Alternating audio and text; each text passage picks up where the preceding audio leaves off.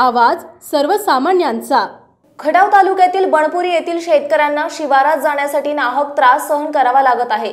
एराळा धरणाच्या नदीपात्रातील असणारा पूल गेली 8 ते 10 दिवस झाले पुराने खचल्याने शेतकऱ्यांना ये-जा करताना चांगलाच धोका निर्माण झालाय।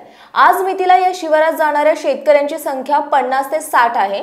जनावरांना चारा सुद्धा आणण्यासाठी जाता येत नाही अशी दयनीय अवस्था शेतकऱ्यांची झाली।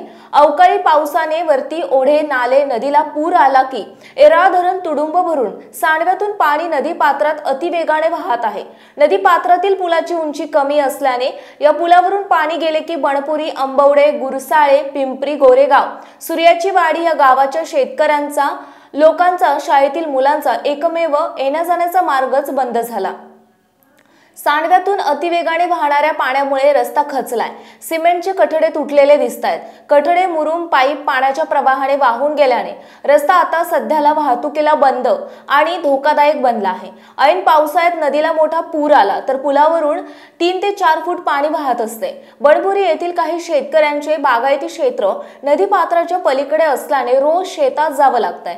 पाणी ओसरल्यानंतर शेतात जाता येते। पाणी ओसरत नाही तोपर्यंत मोठी तारांबळ होत असते। पर्यायी सगळ्या मळेकरांना लोकवर्गणी गोळा करून खचलेला रस्ता तयार करावा लागत आहे। अशा तऱ्हेने पुलाची उंची वाढली पाहिजे हाच पर्याय उरलाय असे स्थानिक शेतकरी आणि रोज ये-जा करणारे प्रवासी व्यथा मांडत प्रशासनाला निवेदन देण्यात आले। संबंधित प्रशासनाने या पुलाची लवकरात लवकर दखल घ्यावी अशी मागणी जोर धरू लागली आहे। आता सध्याला नदी पात्रात पाण्याचा प्रवाह जोरात वाहत असल्याने शेतकऱ्यांनी लोकांनी या मार्गावरून जाऊ नये असे प्रशासनाच्या वतीने आवाहन करण्यात येत आहे। पाहूयात मायभूमी न्यूज ग्राउंड रिपोर्ट। नमस्कार मंडळी, आपण पाहताय मायभूमी न्यूज। आता आपण आलो आहोत येराळा नदी पात्रातील पुलावरती। तर आपण पाहताय पूल पार खचलेला आहे आणि भरपूर प्रेशरने नदी पात्रात पाणी येत असल्याने, वाहत असल्याने, प्रवाह मोठा असल्याने अगदी म्हणजे पूल खचलेला आहे आणि बनपुरी, आंबोडे या शेतकऱ्यांचा, ग्रामस्थांचा येण्या-जाण्याचा मार्ग बंद झालेला आहे। तर इथं ग्रामस्थ जमलेले आहेत, तर त्यांच्याकडून आपण जाणून त्यांच्या व्यथा जाणून घेणार शेतकऱ्यांच्या। काय सांगाल? आता 7-8 दिवस झाले पूल वाहून गेला आहे। आम्ही जवळजवळ 40-50 शेतकरी ह्या साईडला आहे, हां। आता आमचे जनावर जवळजवळ एका शेतकरी 10-12 जनावर आहेत। आता 8-10 दिवस झालं आमच्या जनावरांनी चारा देखील जायला येत नाही, चारा आणायला। अच्छा, पुढं पुढं सांगा। आम्हाला जाणे याची लय अपघात झाली शेतीकडे तरी आता 8-10 दिवस आम्ही गेलो होतो। इथे तुम्ही आता म्हणला एक मागच्या 2-3 दिवसात अधिकारी येऊन गेले, तहसीलदार मॅडम येऊन गेल्या, पाटबंधारे खात्याचे अधिकारी आले, मग काय केला आणि गेले। ते पाणी कमी झाल्यावर बोलले ते करून देतो म्हणून। किती वर्षापासूनची समस्या आहे तुमची? आता सांडवा झाल्यापासून समस्याच आहे।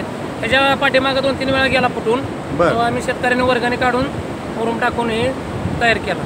जवळजवळ 10-12 पाईप वाहून गेले। दरवर्षी तुम्ही काय काय दुरुस्त करता, किती खर्च करता? जवळजवळ आमचा शेतकऱ्यांचा 80-90 हजार रुपये खर्च जातोय टाकायला। आता ट्रॅक्टर आमचा स्वतःचा असल्यामुळे जरा आम्ही समजा ट्रॅक्टर लावतो, तर मशीनीचं जाते। काय सांगाल? काय सांगायचं, मे मध्येच खर्चला होता पूल आधी। मे मध्ये सांडव्याला पाण्याला त्यावेळेला जरा खर्चला होता, पण आता तर 1-4-5 पायपा वाहून गेल्या, त्यामुळे शेतात जायची लई अडचणी। 4-5 सिमेंटच्या पायपा वाहून गेल्या, पाण्याचा प्रवाह जास्त असल्यामुळे। पाण्याचा प्रवाह जास्त असल्यामुळे। पुढे आणि आता शेतात जनावरांसाठी चारा आणणार म्हणलं तर लई मोठी अडचण आहे। जनावरांसाठी चारा आणणार म्हणलं तर लई मोठी अडचण। हे मागच्या वर्षीपेक्षा ह्या वर्षीचा पाण्याचा प्रवाह कसा आहे? जास्त आहे, जास्त। अच्छा, जास्त पाणी असल्यामुळे तो पूल गेला। मागच्या वर्षी किती खचला होता पूल?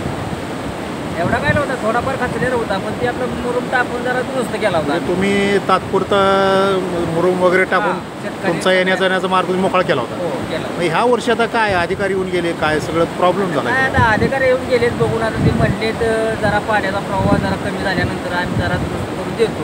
बरं, आता बघूया आता काय कधी करतील काय, पण आता तोपर्यंत आम्ही जनावराला घालायचं काय, जनावराला घालायचं काय? मग आज माझ्याकडे 10 जनावर आहेत, 4 आणायचं कुठून, अच्छा, अशी अडचण आहे ना.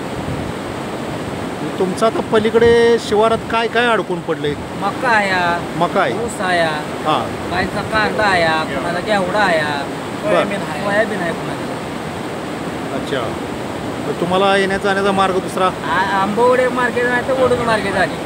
वडूज किंवा आंबोडे किती किलोमीटर अंतराचा वेळेचा आपण ते वडूज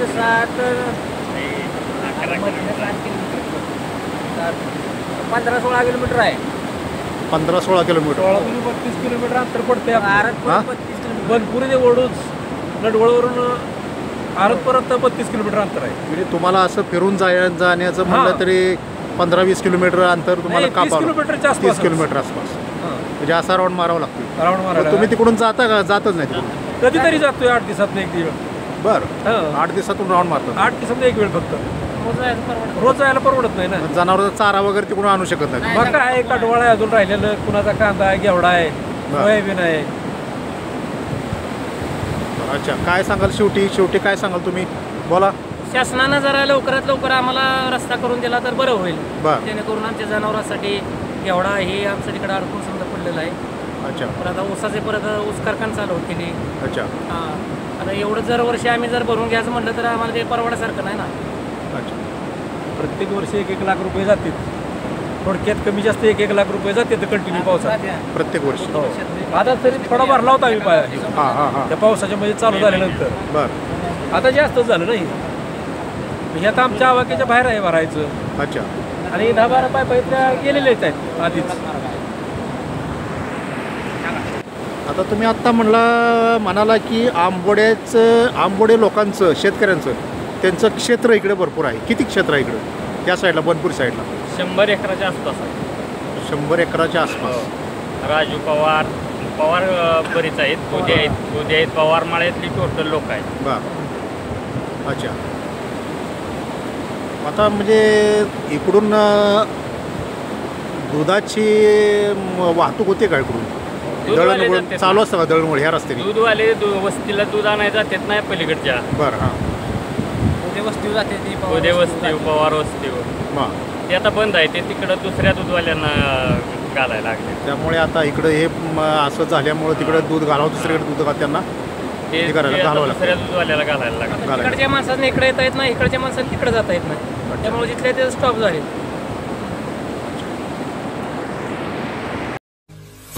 आपल्या परिसरातील महत्त्वाच्या बातम्या पाहण्यासाठी मायभूमी न्यूज चॅनलला यूट्यूबवर सबस्क्राईब करा आणि बेल आयकॉन प्रेस करा.